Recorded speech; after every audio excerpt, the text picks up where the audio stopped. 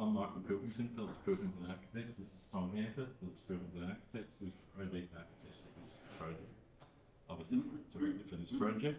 We're down in Gunditjmara country, down in the south west of your wonderful garden state. Just a general map there of where things are, and we're flying in from Adelaide and driving across to the country. Lots of people coming from lots of places around the site to make this building happen. When you get down there, though, we've got these four very strong clues from Gunditjmara about the way they see the landscape. So the sea, the river, the forest, and the stone. Of course, the stone, I can't forget the stone. The volcano, Budj Bim, just creates this whole dreaming story of their occupation of this land. And that side of the rock that comes out from Mount Eccles, as we used to call it. We used to hike there when we were students, so it's a nice little connection. A mission was established on the site overlooking Darlot Creek in the 1860s, and buildings were made out of stone.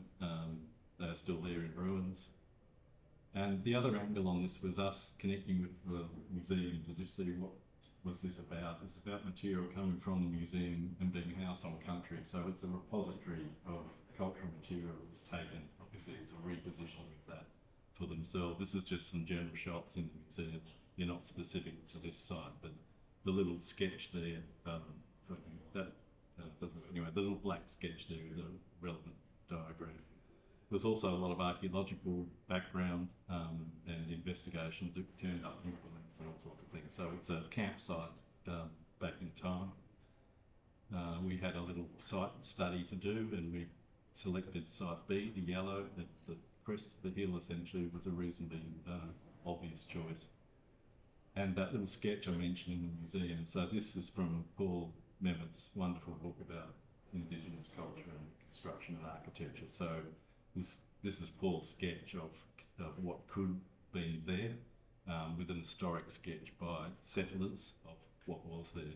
So we knew we had these beautiful forms to deal with. But I'll deal with them in a sec. I just want to get on the sustainability area, because it was fundamental to the project that we were off-grid, we were not getting power, we were not getting water, we were disposing of our own waste. So everything was disconnected and had to be out in the country.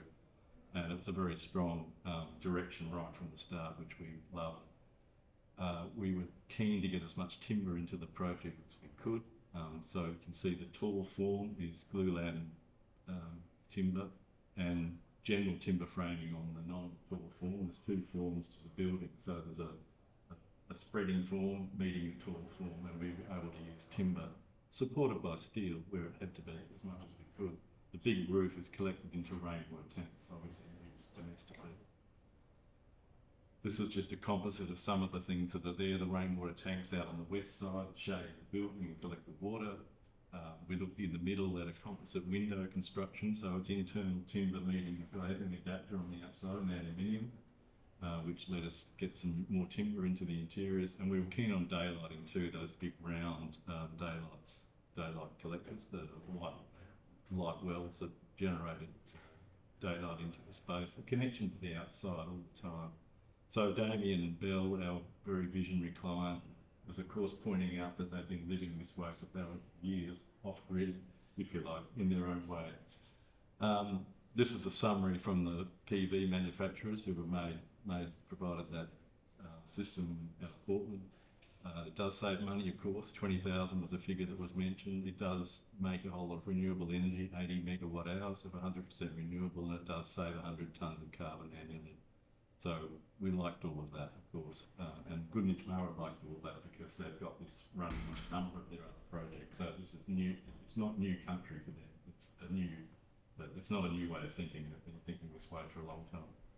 The plan form was this spreading form that overlooked the creek in a two-stage process. So the left-hand half has been built, the right-hand half will be built. And we were looking at those shapes again, of course, both for key spaces and the support spaces that are generated as workplaces or meeting places. The two round forms are the two keeping places on the left, the elders' room on the right. So, section was important because we're collecting water, so that the keeping places in the distance. This is a little graphic. It's not well placed maybe, but that's what got built at stage 1. So the yellow keeping place, the workplace, a couple of meeting rooms and toilets and closed offices. We like the idea of the roof rising to the east to create better conditions inside. It's a more generous space. That's a workplace that 8 people work in with this just undulating ceiling that was generated as well. And then we obviously had to draw this thing, and I'm a hand-drawn person, I'm afraid. So that's glulam beams and a lantern structure that celebrated the top of the keeping place form with a mechanical plant up there. We've got museum conditions for this repository, so we needed good humidity control, good temperature control. And the building in its landscape with the valley in the distance. This is the approach from the driveway. And some details of using, this is a stone from a place called Kurtonitj, which is in the landscape valley of the Darlot Creek. Does that mean too? Yeah, thanks. Just an idea about the collaboration required from engineers and ourselves to get this level of resolution of structure and form, I guess, these two shapes coming together. With a lot of the stone. The stone's used only on the keeping place, collected locally and all of that. The other form was our big eastern eyebrow. So we wanted to shade this eastern structure. We knew we've always got eastern orientations with early morning sun. We wanted to give it a shape and shade those upper windows. So that became an important part of the resolution. Daylighting we've talked about was important as the windows that were at a high level to get daylight in.